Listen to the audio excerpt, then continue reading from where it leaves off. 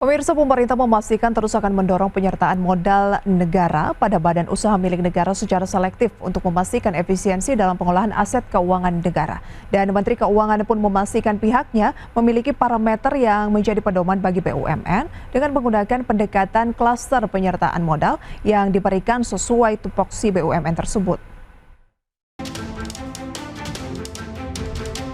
Kementerian Keuangan memastikan pemerintah tetap selektif dan transparan dalam penyertaan modal negara, khususnya dalam pemberian modal aset maupun anggaran kepada BUMN. Di tahun 2024, pemerintah kembali mengalokasikan PMN tunai maupun non-tunai sebesar Rp176,2 triliun yang diperuntukkan untuk mendukung dan mendorong kinerja BUMN.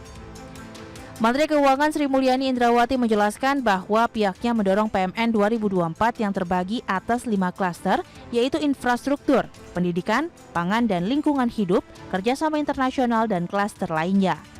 Sri Mulyani menyebut alokasi kepada 5 klaster ini sesuai perundangan dan dilakukan untuk memudahkan evaluasi atas pemberian PMN bersama Kementerian BUMN.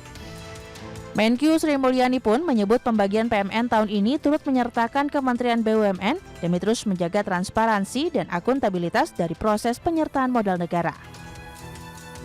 Juga mendisiplinkan kami di DJKN di dalam nanti menteri perlu atau tidak perlunya PMN, bagaimana untuk melakukan PMN yang cash non-cash maupun di dalam kita juga mengevaluasi dan memberikan dukungan atau bahkan kita memberi catatan terhadap rencana yang dilakukan oleh Kementerian BUMN terhadap BUMN tersebut.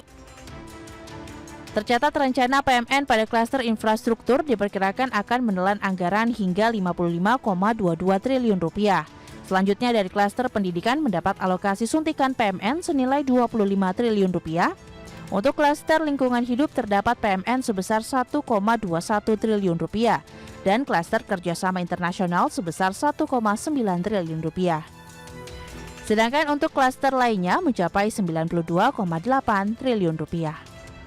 Dari Jakarta, Rajo Patmo, IDEX Channel.